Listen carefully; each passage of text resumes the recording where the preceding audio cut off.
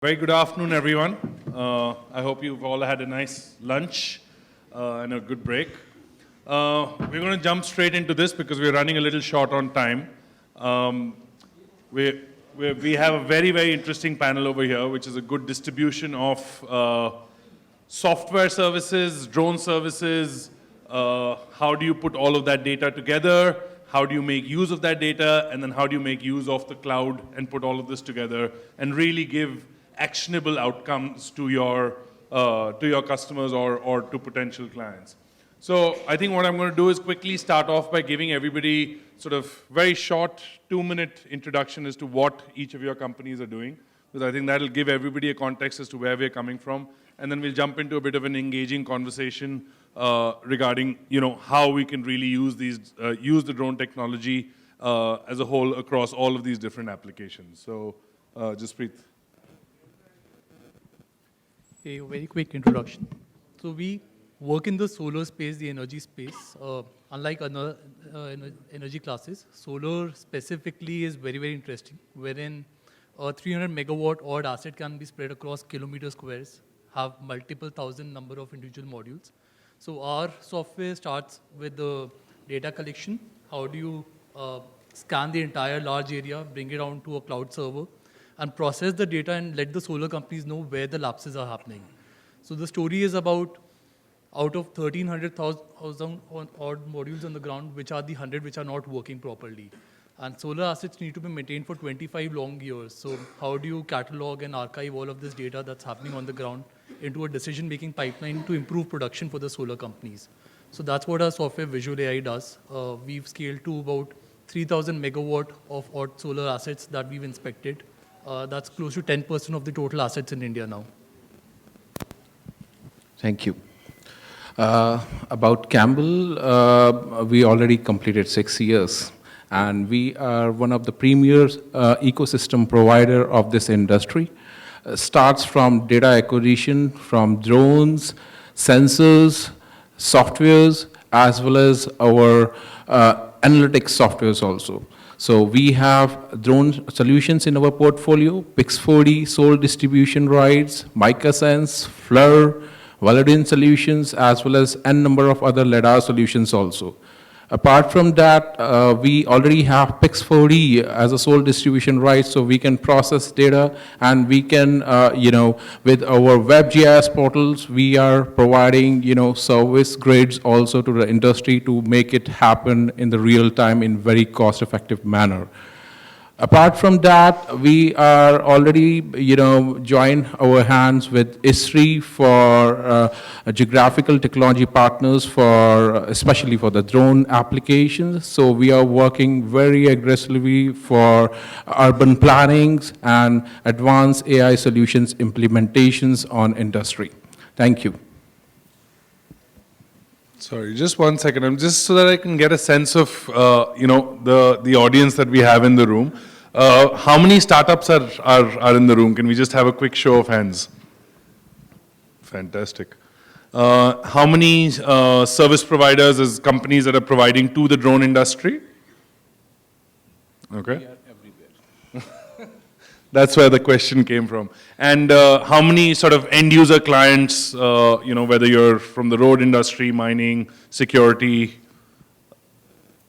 Okay, great. Thank you. It'll help us give a little more interesting insights based on what the audience spread is. Thank you. Good afternoon, everyone. So I'm from Bentley Systems. We are a infrastructure software MNC with global presence. So over here, I would not only talk about, what do you do with the data capture or the drone data, but how you take the data in the entire project workflow, or how you integrate that with different sectors, or in your digital twin journey, your digital cities journey, which are all some of the, burning issues which we are all having at the moment, not only globally, also in India. So I think I'll pass it over at this point. Hi, everyone. My name is Manav Sehgal, and you heard Rahul and Rahat have a chat earlier from AWS. So I'm part of Rahul's team. I head technology for our public sector customers. And what that basically means is I have a team which works like a virtual extension of our public sector customers' technology teams in helping them adopt AWS Cloud. Some of my customers are actually seated here. These are not just government institutions, but also academic institutions.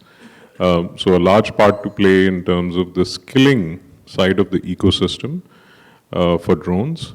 And of course, startups. So we have GovTechs, health techs, and so on. I'm sure drone techs as well, whom we help and whom we work with across the entire life cycle of startup journey, starting from incubation. So glad to be here, and thank you, Rahat, for the opportunity. Hello everyone, my name is Prem.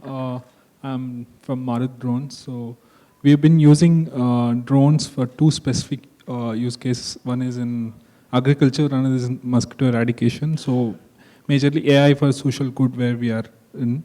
So what we are doing specifically is we are diagnosing and we are predicting and preventing the diseases, like example in mosquito where we are trying to analyze and give a more of a prediction for the dengue, malaria kind of a stuff. And agriculture where we diagnose and we do the specific targeted spraying.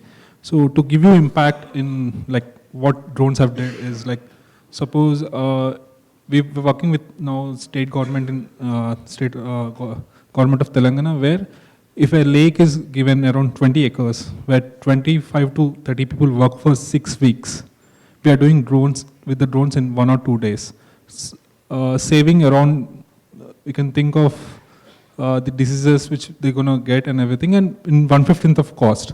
So we're trying to use drones for the diagnosis and for the more of eradication methods. Thank you. So I think what's very interesting on this panel right now is that one thing is very clear, that drones are just a tool. Like, drone is not the end application. The drone is just a way of data collection. We're using it for very, very, very different applications in each one of those things, or enabling those applications. So I think if you can just jump a little bit into some of those applications, and we'll start with you about solar. What is the real potential that you're being able to see, and what are the real challenges that you're solving? So solar as a market has had a very interesting growth. So if you come to think of it, drones are about 10 years old as a technology. The same is true for solar as well. Large-scale solar applications came into existence about 10 years ago. And in the last 3 years itself, solar has grown 540% in India itself. What that basically means is that earlier if we had some 10 lakh modules on the ground, right now we are running into crores of modules on the ground. And it's almost impossible for humans to man those modules, to understand what's going wrong with them using the regular methods. So drones here come very, very handy. I mean, you can have a drone fly over a solar farm in a couple of hours, give you a report saying that, hey, these are the odd modules that you need to go and check, instead of a human manning each of those modules. And all of that can only happen with an AI engine. Because, I mean, even a drone would give you some odd 20,000 images in a day. How would a person go through all of those images and say that, hey, I found a problem in this image, this image, this image? So you need an image recognition algorithm running on top of an AI engine that's segregating all of these issues and giving you a list saying that these are the real issues that you need to keep an eye on. So that, again, happens on a cloud-based server because you can have multiple teams collecting multiple data sets from different sites all across the world. All of that data going into one single processing pipeline that can be powered on AWS, Google Cloud, multiple cloud servers. But then it needs to be done on a cloud server wherein the large amount of data is being monitored, analyzed, and given as a report to the solar company to improve production. Kamal, if you could tell us a little bit about, with the different softwares and hardware services that you provide, what is the kind of, what has been the most exciting project that you have seen happening? Because you get to work with a lot of the startups that are out here. And there are some very exciting projects that are happening. I've seen real impact happening with first response. What has it been for you which has come up as, wow, this is an incredible use case that we didn't think about? Rahat, industry is changing every day. So every day is new for us. because we already touch entire mapping industry, like anything from construction to agriculture, from crime scene investigation, disaster, or every day we already develop n number of new applications for the market. Like take example, just my friend already told us the web server for AI, segments for figure out all the heat patches in solar and all.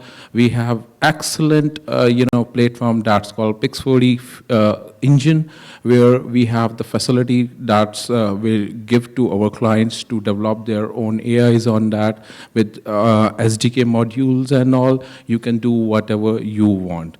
So in this type of SDK, segments, not only you can create out your flight planning segments, even you can create some of the AIs on that, and through our own, I believe Amazon right now is providing some of the fantastic services in the market, AWS servers and all. So through this type of servers, you can, cut down your cost like anything. And of course, you can design such sort of pay as per use option, and you can take orders accordingly. So they automatically cut down your cost and everything. No need to deploy high hardware.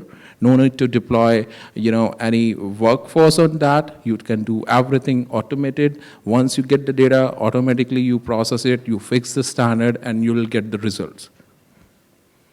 And another part, I believe I would like to focus on drone is just a component. You have to cross-check each and every aspect first, because in my view, a sensor is one of the important, component in drone industry. So you have to select your sensors in a very right way. This is my advice to most of the startups. Please focus on your data acquisitions. Best data you acquire, best results you'll get. Because every time when you are going for validation of your data in front of customers, they have a number of issues. So please rethink what you are going to acquire, in what manner, in what sense. Then only you will get the right result in processing.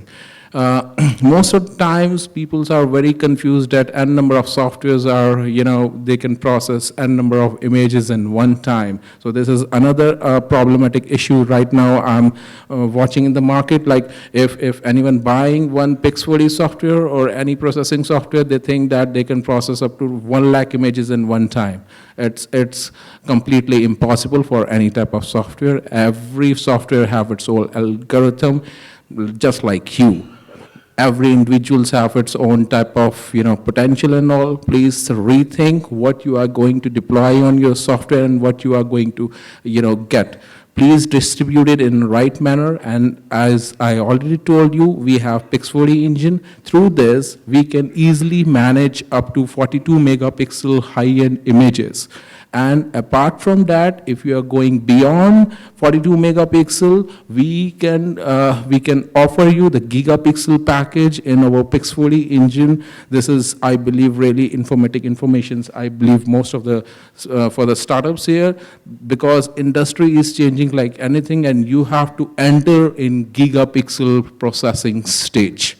Because data is, getting high day by day, and you have to think how to process in the right way.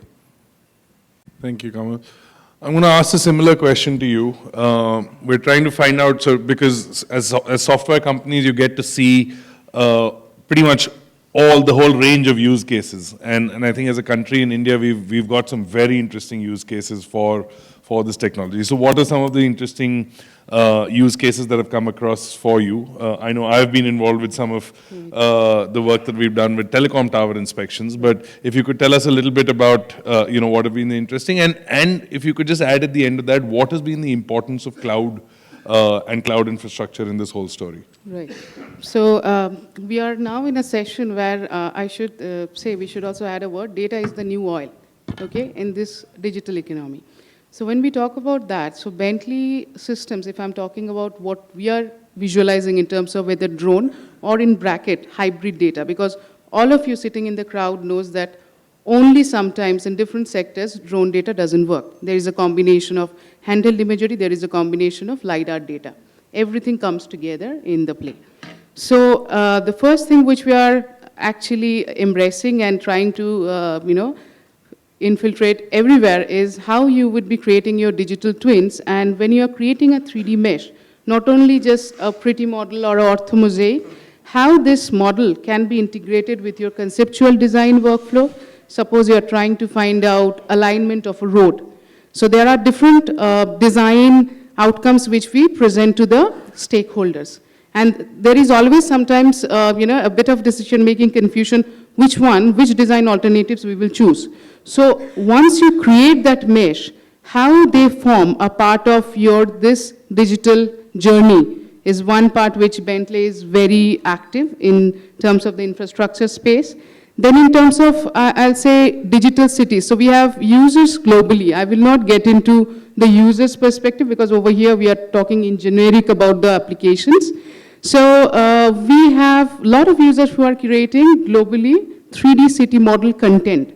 Now, as in the morning, one of our fellow industry colleague, Vipul from RF was mentioning, like once you have the 3D model of any data, like whether it's state level or country level, there is, the application lies, you can use this data in different sectors. That becomes our base data, right? So we are also trying to find out, like for these kind of large-scale models, how you would be definitely using it for whether property tax, one of the burning issue everywhere now, how you would be integrating this one also for energy simulation of the buildings. Like Jaspreet was mentioning about solar sector, so this is one of the most, I should say, fast-growing sector. I think we are planning to achieve around 100 gigawatts of solar energy by 2022, and we are already achieved, I think, 38% of that. So this is one sector where we are also trying to see how we can, leverage the solutions which we have. Then obviously integrating these data, whether it's once again drone, LiDAR, or handheld imagery, how you would be using this for operation and maintenance. Like there was a very unfortunate event which happened just a year back in Calcutta, where one part of a flyover fell. Many of you may be knowing in South Calcutta, Majurat flyover. The main issue which happened that part is, nobody knows which part has fallen and what was the issue. So everybody was looking for the notes when the last inspection was taken. Actually, our last inspection was done. So the visual assessment and the document of that is also important, but it gives you also an ability to understand which are the cracks. Can we integrate that with our actual, design solution and come to a much more better outcome or be better prepared? Like for example, I think Dr. Saxena, Ruchi Saxena is here, who is doing some tremendous work in drones for social good, drones for disaster. So you have to understand that data you're creating is not just for, digital documentation. You need to make real use of it in your entire project workflow.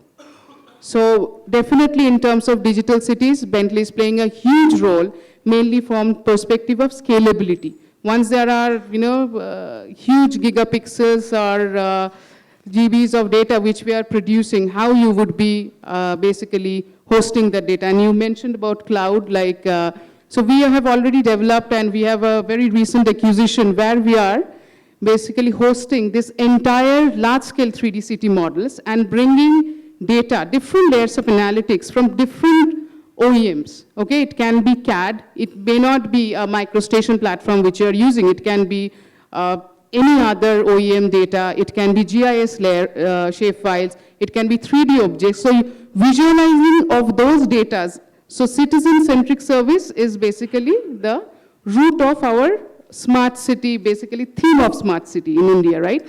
So how you are giving all the users that platform so that they can only navigate through the data, they can see what are the vision of development in one particular part of a city, and if they also want to, interact with the stakeholders, so they can also get a kind of a crowdsourcing platform to say, okay, this part of the sewer network is not working. So you're basically enabling the users to interact with the stakeholders, and the platform which you're using is much more scalable. and the hosting of the data becomes much more easy. In fact, we have also integrated, I'll not get into the software details, but still just touch upon, we are also trying to show how much of changes in processing time is coming up once we are using cloud, once we are using a desktop platform, subjected to whatever hardware you're using. So definitely, at the moment, in terms of the digital cities journey, for maybe, if India also, for the 100 smart cities which we have, I think there is a huge role to be played, and the role is not only catered to just the 3D model. It's the entire project workflow which we are looking into at the moment. Quickly adding, since we're talking about processing here, a lot of us assume that an orthomosaic is the starting point for processing. But if you're speaking of, let's say, industrial inspections, be it telecom towers, be it solar, be it any kind of other inspection, your starting point could be images as well. I mean, if you start pure image recognition, image segmentation, classification on image itself, instead of stitching them together, you save a lot of compute power. You save a lot of dollars on compute engines itself. So that could be another starting point for people who are looking into identifying issues purely from images itself and not stitching them together into an orthomosaic. No, I think that's a very valid point, because today the reason why we're using drones, they're effectively doing 2 or 3 things. They're making your job faster, they're making them more efficient, and they're giving you data that can be looked at again and again. And faster being a key part, I think that will really solve, if certain use cases allow you to not use orthomosaics, it'll be saving a lot of time. So I'm going to segue from the part about the cloud and really come to Manav and see, because what's really interesting here is that everything seems to be moving on to the cloud anyway. So despite the drone being this physical object that's going to be flying around, it's still going to be sending stuff up to the cloud. So I think there are 2 critical questions over there. One is of security, because there's a lot of data that we're talking about. This is critical data of your country. You've got images being collected of a lot of areas. A lot of that is going to be going out of the cloud. So one question I think I'd request you to address is the security angle of it. And 2 is the scalability angle of it, because I think what it really adds to the whole story is the potential of scale using the cloud. So I think if you can address those 2. Sure. So while we are on S's, scalability, security, how about startups? Right? How do you enable startups? I think more than half of your audience is startups, so I'll address that as well while I address scalability and security. The best way to summarize something which is considered a challenging or a complex topic, right? Even the Honorable Minister mentioned that it's a challenging problem to solve, is to break it down into its constituent parts. And what's very interesting, I tried to do this for the drone ecosystem, or coming from a technology standpoint, the technical stack, scalability being one part of it, security being another layer that one is concerned about. The other common themes that you've heard during the day are data, right? So data being the oil. And it's not just data which is being collected by the drone itself. And I would add, why limited to just images? Why not also sensors, sending sensors to an area where you cannot, plant sensors, you cannot place permanent sensors, right? So it could also be sensors, whether it's infrared or other kind of sensors. So you could have a variety of that data come in, and then why limit that stack to just the software aspects? Now you come to the design side of it. You also heard about some of the challenges related to Make in India and design. So creating digital twins, the drone design itself. So it speaks a lot to the ability to not just scale the operations of drones once they're business as usual, but also scale the design aspect, the development aspect, the go-to-market aspect of drones, right? So I'll talk to a few of these in next few minutes. let's start in no particular order with the most basic thing, which is data. So the first thing, and I want to share these things in the form of takeaways. So you can open your mobile phones, feel free, and actually go to these websites and have a look at them, or contact us later on. The first thing you should have a look at if you're a startup, or even if you're a public institution, an end user organization, is registry of open data on AWS. This is a listing of more than 10 petabytes of open data. We are listing this for free for the data providers in most cases, in fact in all cases as far as I'm aware. And in most cases, it's available for free for you to use as well, right? So the entire Landsat imagery, Sentinel data, OpenStreetMaps, all available for you. And if you're already an AWS user, like we have some AWS users in this panel, it's a matter of just calling a URL and then accessing that data. So a large part of analytics problem with data is where do you store it, and how do you store it in a scalable manner so that you can access it and in a secure manner. So here's the thing, to address the security aspect, we have AWS region or data centers available in Mumbai. From a data sovereignty perspective, the data can be resident in India itself. You can choose where even this open data resides, especially if you are creating this open data yourself, or if a public institution within India is creating it. And we'll be more than happy to help you in doing that. Then comes, how do you secure this data in terms of its access? More than 500 tools that are enabled by the AWS cloud itself. Plus, we have a very large network of partners, the who's who of security ecosystem, who run on AWS cloud and who offer their services on AWS cloud through the marketplace. So our customers can use these. Everything from firewalls to antivirus and so on and so forth. One other point that I want to address is, and one of the ways the other thing that we heard, I think, consistently throughout the day was we're almost missing the train or missing the bus, whatever you want to call it. Let's catch it fast, right? And one of the ways you catch innovation fast is that you experiment fast. You fail faster forward, but you fail cheaper, right? You fail with less risk. And that's one thing which scalable cloud will be able to do for you. So starting right from the foundational, learning how to build drones, learning how to address this ecosystem, we have something called AWS Educate program, which provides free credits to students across India, across the globe, to access cloud services, including building digital twins using Amazon Sumerian, which is the AR, VR authoring tool straight from your browser, including doing machine learning using SageMaker, using image recognition services straight out of the box. You just call an API, send a few lines of code, get back the results. And all this experimentation is again available to startups for you to very quickly experiment, try things out. If it doesn't work, just shut down the server. You don't have to spend capital expenditure. And even for that initial operating cost, again, you can talk to me or talk to one of my team members, and we're constantly working with startups and helping them right from the incubation stage all the way to launch and maturity. So I hope I've addressed your two questions there. And then I'm going to ask the last part that you were going to address to our gentleman at the end.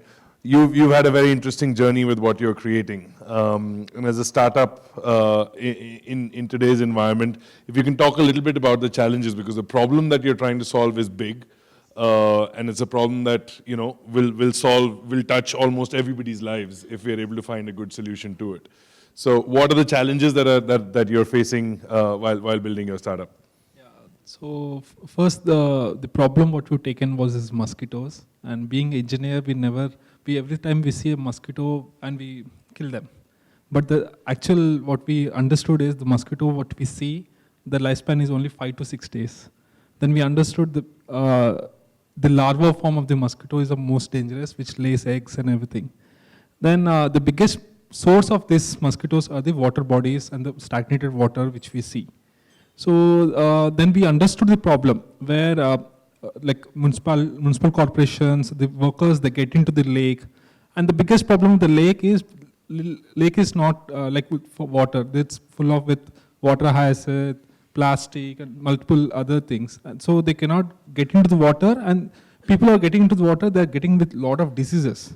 Rather, they saving us, they're getting affected with a lot of diseases which are contaminated and everything, and they earn for 10,000, 12,000 rupees. The first challenge what we understood was like, they're not sure where exactly the mosquito is, where exactly the larva is. So the subconscious said like, wherever the water is, you just go and spray. So most of the time they used to spend good amount of time and money and man hours just spraying entire water body and everything. So that way it was taking like 25 days or 30 days. So with the drones, we were able to identify where the packets of this larva are there and everything. And we were doing the targeted spraying and more of few lakes where they are, like we're doing entire also. So then we understood, we asked the corporation when to do next. The simple answer they gave is, let someone tag us in Twitter or let someone complain, then we'll do it. Then we understood, we asked them, what is the procedure, what they do at present? So they say is annually, once they do a reporting process, they manually go, they collect the mosquitoes and they try to send to the lab and they identify what sort of a species it is and what sort of disease it gives. So then we understood, like in an area, example in Delhi, Saket might have some other kind of diseases. Like here, there might be some chikungunya and everything. Then we started talking to all these R&D centers and everything. So we have one of the lab called IICT there in Hyderabad. So when we went and spoke to them, they said like they gave us almost some 50 to 100 papers, research papers, giving all simulations. So then what we understood is, like everybody, theoretically they have well-versed simulations, but practically nobody has gone to the solve the problem of giving them a real-time data, each area, what sort of the mosquitoes or data, and using data, they would not predict anything. So what we understood was like there is a huge gap. Sitting in an office, the commissioner or the decision makers are not able to understand the intents of the area. Then we started giving them a data. So we're giving them each location, hotspot-wise locations, we were giving data for them, like in detail data, like where we understood in the mosquitoes, so female mosquito is the biggest problem where it generates the eggs and then they are the root cause. Then we went to the process where we identified the mosquitoes, we identified more of male or female, the female, what sort of a family it is, Culex, Anopheles, Aedes, kind of, and each location was we started understanding what sort of disease is going to prevail. So we started giving this data to the municipal corporation, so they started doing the awareness sessions and everything. So majorly, in the process, we also built a product, like more of, we understood the problem using drones and using the IoT and the data which we're getting. So the backend oral, what we're trying to say is we use the AWS where the data which is coming, backend, the ML, it's mapping to the images, what have we been capturing, and we started doing the prediction of aspect. So when we started talking to the people, everybody has started connecting. Example, when we were getting the NASCOM award, Debjani Ghosh, she was taking 2 minutes break and she said, I was suffering with fever, like dengue fever for 15 days, I could not touch my mobile phone for 15 days. So then we understood every household and everybody has this kind of a connecting factor, which what we're trying to do. And so major, that's why we're looking at this as a more of impact space and more of the social goods cause space and everything. Overall, we've been doing it, we're able to achieve in Hyderabad and we're trying to expand it to the other smart cities and everything. So we are in the stage at present that. Well, we'll wish you all the best with what you're doing. It's quite exciting, I think, for all of us. Thank you. So I'm going to quickly open this up for the audience to ask just 2 questions. We don't have much time, but I'm just going to say that one big thing that's coming out of a lot of these panel discussions is that the people you see up here are going to be very approachable through the day today and some parts of tomorrow. Please, please, please use this as an opportunity to be able to have one-to-one conversations. You've got people from Pix4D, Bentley, these are the best softwares out there that are putting your drone images together. You've got somebody who's doing a lot of work in solar. Just catch hold of people, ask and chat, because this is the opportunity that you're getting at the Drone Festival to be able to talk one-to-one with somebody from an AWS who can really connect you with somebody who might just solve the problem that you've been sitting on for the last 1 year. So please use this as an opportunity. I'm going to quickly open this up for 2 questions, and then we're going to have to wrap up for the next session. Questions? Okay, someone at the back. We can hear you. I'm getting you a mic, but you can continue with your question in the meanwhile. Thank you very much. My name is Vivek Slaria, and I'm an angel investor, and I'm studying this entire space of drones. Thank you so much for a very enlightening conversation over here. Thank you.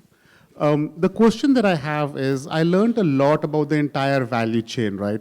Right from the point of consumer issue that you see very sharply to translating into images, using algorithms to be able to extract meaningful information out of it, and then being able to take action around it. Purely from an investment perspective, across this entire value chain, what do you think would be an area which is nascent at the moment and may grow very significantly in the near future? Manav, would you like to take that? Somebody from the industry. See, ultimately, when you talk about the industry and the question which you are talking about right now, as I already told you, we have to create and we have to generate every day. So this is a very tricky question he's asking. We have to answer in a very different way by ourselves only. Can I just add to that? And maybe not from a where to invest perspective, but from a where is the need? Because we remain fairly customer obsessed as Amazon. So the first question we ask is, what is it that the customers are looking for, right? So when we talk about impact, whether it is analyzing mosquito behavior or some other area, and we heard again and again about data. Just search the web for Open Data India, and I think you'll get the answer. Or search the web for Machine Learning Ready Open Data India, and I think you'll really get the answer. The data that drones will use or are currently using is not just the data that they generate out of imagery and sensing and so on, but also the layers of data that make it really valuable once those images have come back to either your infrastructure on the cloud, right? It's that weather data, it's that smart cities related, where are all the utilities located and so on and so forth. So you may not be collecting all that data using drones, but having access to that data, as you heard, I think, during the day, building those solutions, which is even more important, solving those problems. When you start thinking in terms of designing solutions, you will need disparate data types and sources. And for a startup ecosystem which is growing, for it to innovate, having open and free access to that valuable data is very, very important. And if somebody has already made it ready for machine learning, that's even better, because that in itself is a lot of investment. I think I may be incorrect in my percentages here, but more than 50% of the overall machine learning lifecycle is spent in just data cleansing. Nothing to do with modeling, data science, just data cleansing.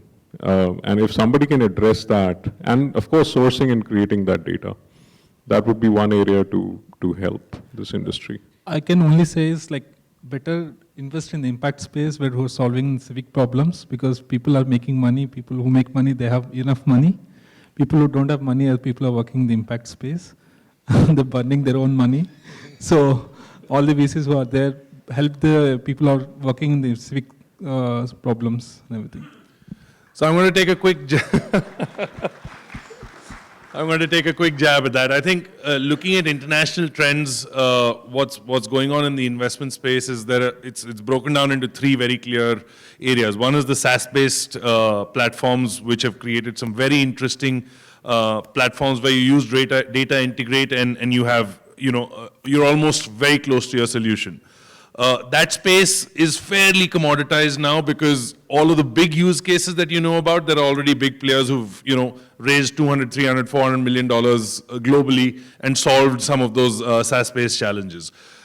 For India, I think we've got two parts left where we can still, provided that we are able to get the regulation rolling soon enough within this year, I think there are two parts that have a very strong play. One is the solutioning, where, we've got some players on the table where, we're building very customized solutions, but the scalability still exists within the country because of the sheer scale of the country itself, and you can take those solutions out. And secondly, manufacturing, which is, we don't have any manufacturers on the panel today, but we've got a lot of manufacturers in the room. There is a lot of customized manufacturing that is going on within the space for particular solutions. And I think that is a space where still there is a lot of, it's still a nascent stage, not just domestically, but globally as well for very specialized use cases. Unfortunately, there's only one company that's really been able to become a unicorn in the space. There is still space for a lot more there. So I think that's how I would break up the answer for you. Hope that helps. One more questions before we close this. Anybody else? Sorry, I'm going to come to this side of the room. Yes. You'll need, mic is on its way.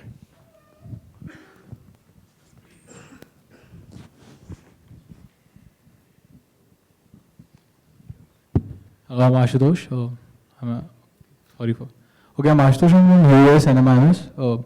My question would be regarding as the regulations are rolling in very soon. So first of all, like how much does your company rely on the data from the drones? Like what is the reliability of the data? Like the data from the drone should be there for you to access, right?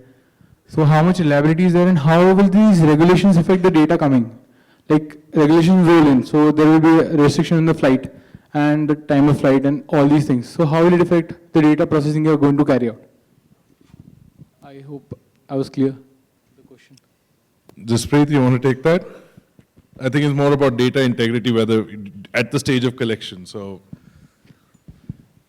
Right. So, I mean, one of the things that we have to realize is for most of the solutions that we are building, irrespective of what technology you're using, drones happen to be part of the pipeline, which means that you would still be collecting data from IoT sensors, you would still be collecting data from a very different stream of different sensors. So definitely, you should be looking at drones as a serious form of data input for your algorithms from the perspective of building a good solution. But from what I can understand, your concern is with all the confusion around the regulations, with the uncertainty about when they'll actually come in, should you be relying on drone as a data source for your engine, for your algorithms? Exactly. Like what chunk of data will be lost if we lose the drones? That's right. But then the future, irrespective of how long it takes for us to reach there, is drones. I mean, you can't avoid or negate the fact that in another 1 year, 2 year, 3 years, might take 5 years for the entire chain to be very, very stable. But drones will become a very strong part of that chain. And while you'll still have the luxury of using all of these different data sources, your input of the data chain should still include drones in a very predominant manner. I have a small use case, I'll tell you. So when we're calculating the estimate of a density, like example mosquito anywhere, so generally what happens is, generally they take a cup of, water a cup and they generally calculate number of mosquitoes and they do analysis and they say this is a density. Because of fear of superiors, they never used to report anything higher. Like when they do any activity manual, they say it's reduced 5%, 10%. So when we started using drones and diagnosis, we're doing it, we showed higher numbers. Then they said like, no, this is not accurate, this is not right and everything. So they made us to do it 17 places, and we proved like whatever the manual they were doing it, which is almost 60% was error. I mean the drone, it was only like 5 to 6% error. So then their impression has changed and they've started using it. So starting, definitely there will be a more of roadblock saying like the physical people are accurate, or like more of devices which are on ground are accurate. But going forward, based on the biggest problem today's day is like all this ML, the data is very limited. With the limited data, we are making all the conclusions or more of results what you're doing it. As we have enough data, the algorithm will be better and we'll have a more accurate data and everything. And it's gonna happen. Like we all gonna see that change. Thank you very much. I'm just going to remind all of you once again that everybody is going to be around through the day, so just try and interact as much as possible. The Drone Federation is trying their best to be able to enable all of us in the room as much as possible with as much collaboration and conversation as possible. So there are, if you speak to the people from the Federation, you'll find out about some offers that are there for Pix4D where you can get some discounts, and I think there are some 15-day licenses available. Similarly with AWS as well, there's a partnership that we've done this morning, and there's going to be a lot of access that you'll be able to get to things that might not be available otherwise. So please feel free to use all of this, and thank you very much. Thank you each one of you for your time. Thank you.